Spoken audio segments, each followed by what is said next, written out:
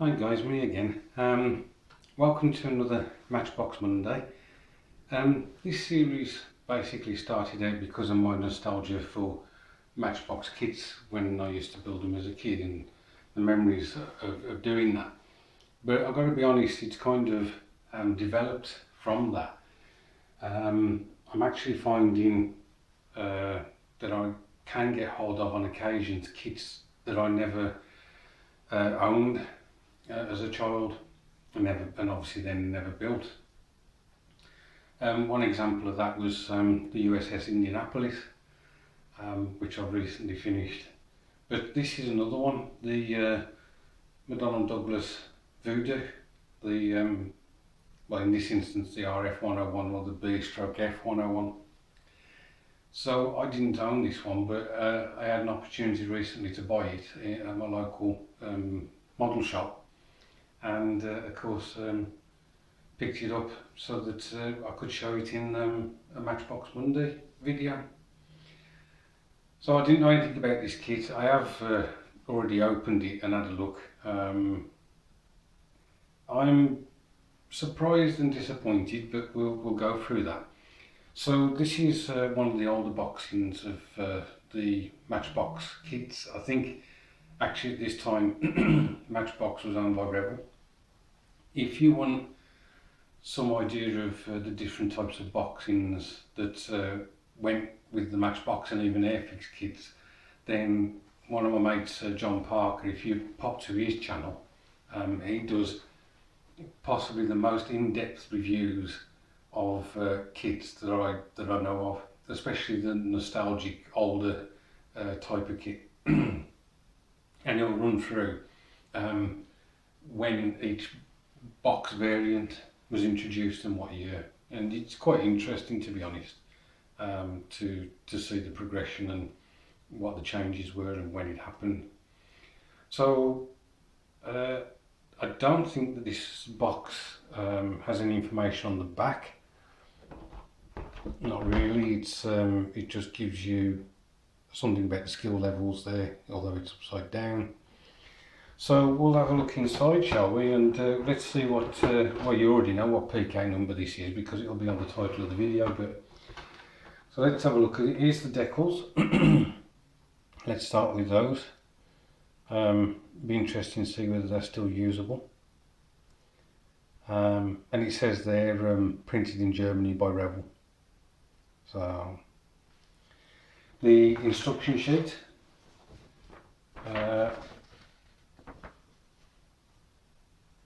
Unfortunately, camera's having problems focusing. I don't know why that is. There we go. Quite basic steps, and I don't know whether this is a hint of an actual Matchbox instruction set that's really basically just been used by Rebel. Looks quite a straightforward construction. As I say, of an aircraft that I've never built, you get accessory ladders. It looks there for to have it in the parked position, which is quite nice.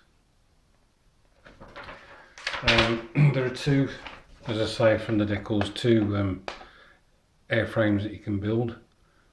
So there's that one there, which is for the RF101B, and then on the other side there's another one for the F101F.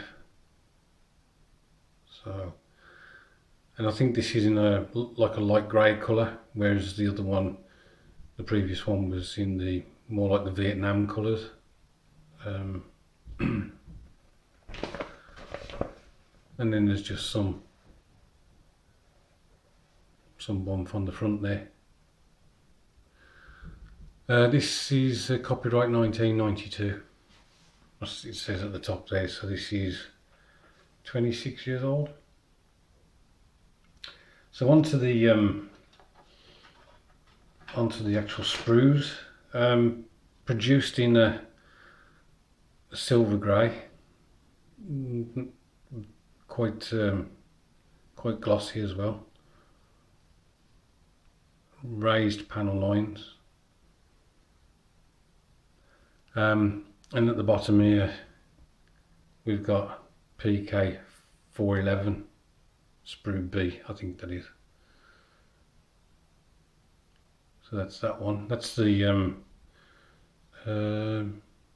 is at the bottom of the fuselage and in the wings and the undercarriage legs. So this is the fuselage itself. Quite a big plane. This should look quite nice if I ever get around to building it. So that's the fuselage, nose, air brakes, tail fins. I did see somewhere where they hadn't managed to check out the Matchbox name, and it's just up there, Matchbox Lesney Products, and made in England, scrubbed out, PK411 dash A. So this is sprue A, and then there's one more sprue which I assume is sprue C.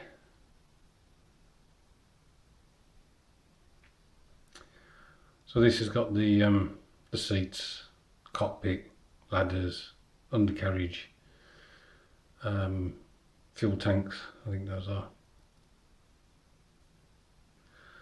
And finally, we've got the clear plastic, which isn't too bad at all. So this should be quite an interesting build. I do hope to get round to it. I hope that all the Matchbox kits that I buy at some stage I will actually construct. But anyway guys, just a little insight into what PK411 was, and just a quick look at the sprues. Thanks ever so much again for watching these, I do appreciate it. Thank you for the kind comments. A lot of you say that they bring back fond memories, which is nice. It was what these are all about, basically sharing my fond memories with you, and it's quite nice to have you reciprocate by sharing your memories with me. So without further ado, this will go in the stash, which I'm trying to get through, or at least reduce in one form or another.